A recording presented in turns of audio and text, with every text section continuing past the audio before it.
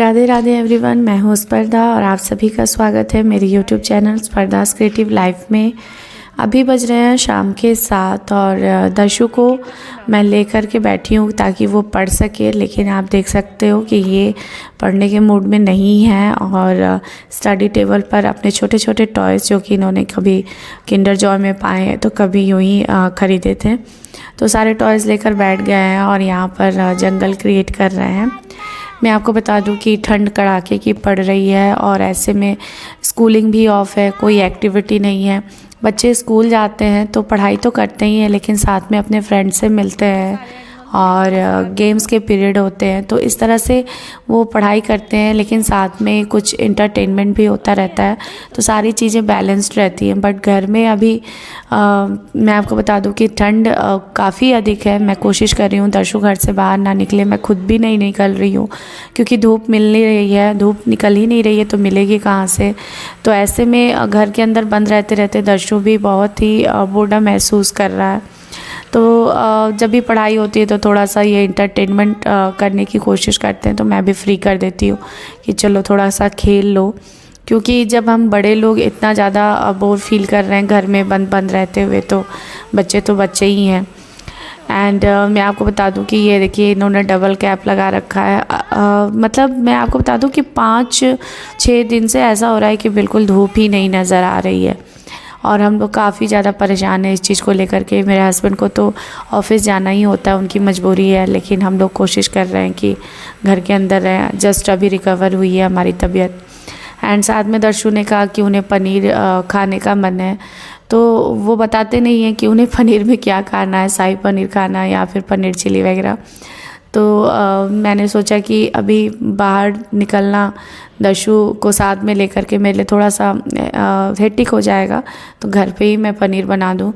तो मैं आपको बताऊं कि सर्दियों के दिन में दूध को फाड़ना इतना आसान नहीं होता है, क्योंकि सर्दियों के कारण दूध फटता नहीं है जल्दी।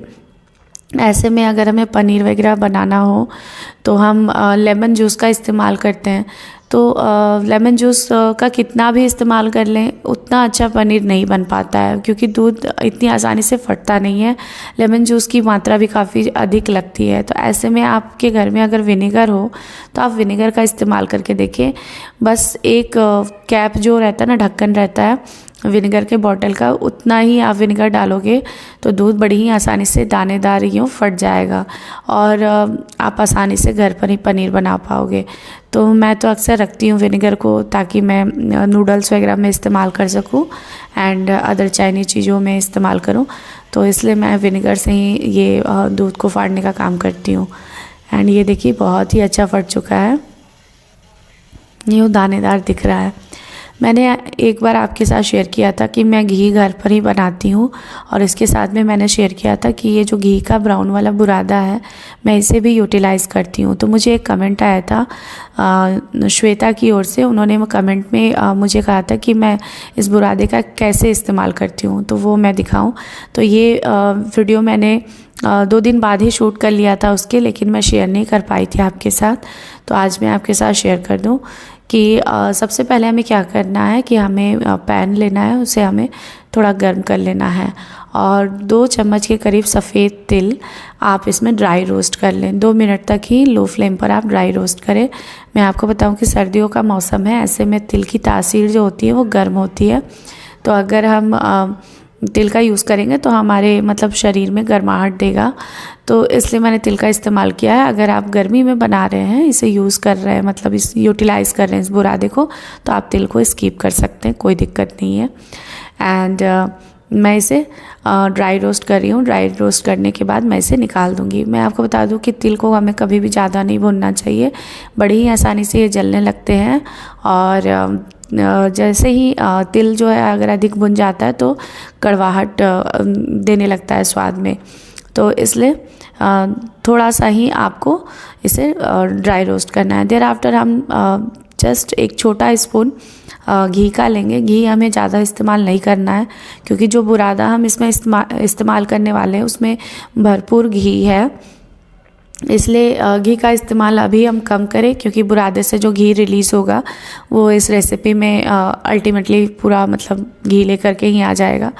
एंड इसके बाद ये एक बड़ा स्पून की तरह ये मैं रखती हूँ आटे वाले डब्बे में, ताकि मैं उससे माप करके आटे का इस्तेमाल कर सकूँ। तो आप एक छोटी कटोरी भर करके आटे इसमें लें। गेहूं का आटा है नॉर्मल, जो हम रोटी में यूज़ करते हैं, और उसे आप यहाँ पर रोस्ट करें। मैं आपको बता दूं कि इसे भी हमें अधिक नहीं, जैसे थोड़ी थोड़ी भीनी खुशबू आने लगे इसमें से, एंड सौंधा सौंधा सा आपको मतलब स्मेल आया आटे से, तब तक ही आपको यहाँ पर इसे रोस्ट करना है। और मैं आपको बता दूं कि ये मेरी खुद की रेसिपी है, ये कोई ऐसी रेसिपी नहीं है जिसका मैं नाम बताऊं। तो मैं चीज़ों को यूटिलाइज़ करने में विश्वास रखती हूँ। अगर हमारे शरीर को वो नुकसानदेह ना हो तो मैं कोशिश करती हूँ कि चीज़ें बर्बाद ना जाए घर पर। एंड जैसे ही आटा थोड़ा सा भुन गया तो मैंने जो वो घी का बुरादा निकाला था तो उसे मैंने यहाँ पर डाल दिया है। आप देख सकते हो ठंड के कारण से घी जो है वो जम गया है इसमें, और इसने वो चाय छन्नी में मैंने जिस तरह से छाना हुआ था ना, तो उसने चाय छन्नी का ही शेप ले लिया है। बट कोई नहीं, हम लोग इसे यूँ ढक करके भूनेंगे ताकि ये पिघल जाए। उसमें घी है वो धीरे धीरे मेल्ट होता जाएगा और वो गोल वाला अच्छी तरह से पिघल करके, ये देखिए इस तरह से हो गया है। तो आपको इसे ज़्यादा नहीं भुनना है, ज़्यादा भुनने पर स्वाद में कड़वाहट आने लगेगी। और ऐसा ही सेट कि ये मेरी खुद की रेसिपी है, मैं यूटिलाइज़ करने में विश्वास रखती हूँ चीज़ों को। तो थोड़ा सा जैसे ये भुन जाए तो आप इसमें तिल का इस्तेमाल करें। तिल जो है वो उसे मिला लें अच्छी तरह से। एंड मैं आपको बता दूं कि दर्शु को लड्डूस पसंद है, तो काफ़ी जल्दी ख़त्म भी हो जाता है मेरे घर पे। एंड फ्रिज में भी कुछ मीठा रहता है, मुझे स्पेशली मैं मीठा पसंद करती हूँ, तो इस तरह से फ्रिज में बना के रख देती हूँ, तो मैं भी खाती रहती हूँ। एंड फिर तो हफ्ते हफ्ते की मलाई जमा हो जाती है तो घी बनता ही है, तो हमेशा मैं इसे इस तरह से यूटिलाइज़ करती हूँ। एंड इसके अलावा भी अभी काफ़ी सारे लड्डूस की रेसिपी मैं आपके साथ शेयर करने वाली हूँ। ऐस की मकर संक्रांति आ रही है, तो इसमें तरह तरह के लड्डूस को मैं बनाऊंगी और आपके साथ हो सके तो शेयर भी करूंगी।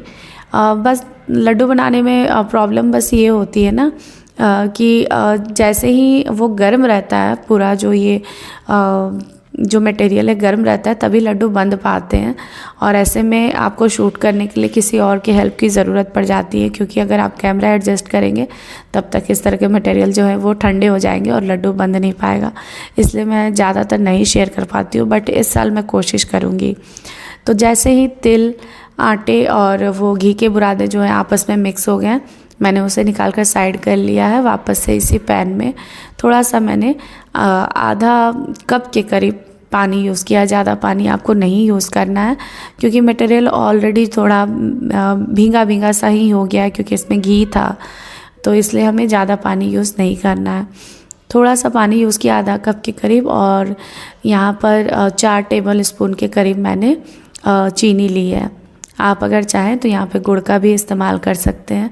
सर्दियों में गुड़, तिल, ये सब कॉम्बिनेशन खाना चाहिए, ये हमारे हेल्थ के लिए अच्छे होते हैं। और आपको इसे ऐसा नहीं है कि 2 तार या 1 तार की चाशनी बनानी है, आपको नॉर्मली चीनी को पिघला लेना है और थोड़ा सा पका लेना है बस, ताकि कच्चापन ना रहे। एंड इसके बाद आपको इसमें ये जो बुरादा हम लोगों ने तैयार किया था मिक्सचर, इसे हमें ऐड कर लेना है और लो फ्लेम पर ही आपको इसे लगातार चलाना है। कोशिश ये करना है कि गुठलियाँ ना पड़ें। एंड इस तरह से आप देखो कि जल्दी ही इसने पानी को सोख लिया है और पूरा जो पैन है वो ड्राई हो गया है। ये इस तरह से तिल यूज़ करने से थोड़ा सा लुक वाइज भी ये अच्छा लगता है, साथ में सर्दी के दिनों में ये हमारे हेल्थ के लिए भी अच्छा है। अगर आप चाहें तो स्किप कर सकते हैं, आप चाहें तो ये वाइट वाले तिल के जगह ब्लैक तिल भी यूज़ कर सकते हैं। ये सब आप पे डिपेंड करता है। एंड जैसे ही अभी ये बुरादा जो है वो गर्म है, ये मिक्सचर गर्म है, तो आप इसे उतार लें और हाथ पर थोड़ा थोड़ा सा आप पानी लगाएं और इस मिक्सचर को यूँ गोल बनाते हुए लड्डू का शेप दे देना है। थोड़ा सा यहाँ पर आपको टेम्परेचर सहना होगा, क्योंकि ये सारी चीज़ें जो गर्म रहती हैं तभी बनती हैं एंड उसके बाद नहीं बन पाती हैं। और थोड़ा भी अगर आपने शेप दे दिया ना, उसके बाद अगर आपने इसे फ्रिज में रख दिया तो इसमें घी है, काफ़ी आसानी से एक टेक्सचर में इस लड्डू को बांध देता है और लड्डू जो होते हैं वो बिखरते नहीं हैं। तो इसलिए आप नॉर्मल तरीके से भी जल्दी जल्दी बस लड्डुओं को बांध दें और रेफ्रिजरेट कर लें, यानी कि फ्रिज में रख दें।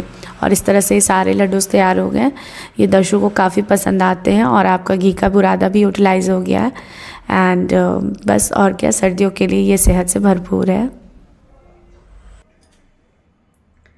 सो एवरीवन, आज की जो सुबह है वो थोड़ी बेहतरीन है। कारण ये है कि सुबह सुबह मैंने देखा कि धूप के कुछ आसार नज़र आ रहे थे और अभी 10 बज रहे हैं एंड धूप फाइनली निकल चुकी है। तो मुझे बहुत ही खुशी है। मुझे लग रहा है 4-5 दिन से हम लोग यूं ही झेल रहे थे कड़ाके की ठंड एंड धूप नहीं निकल रही थी।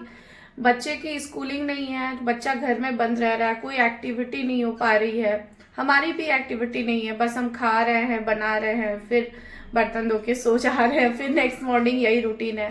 धूप निकलती है तो थोड़ा बाहर भी निकलते, फ्री महसूस करते हैं। घर के कामों में भी तेज़ी से मतलब हम घर के कामों को भी तेज़ी से निपटाते हैं। तो फाइनली आज वो दिन आ गया, धूप निकल गई है और बहुत ही अच्छा फील हो रहा है मुझे।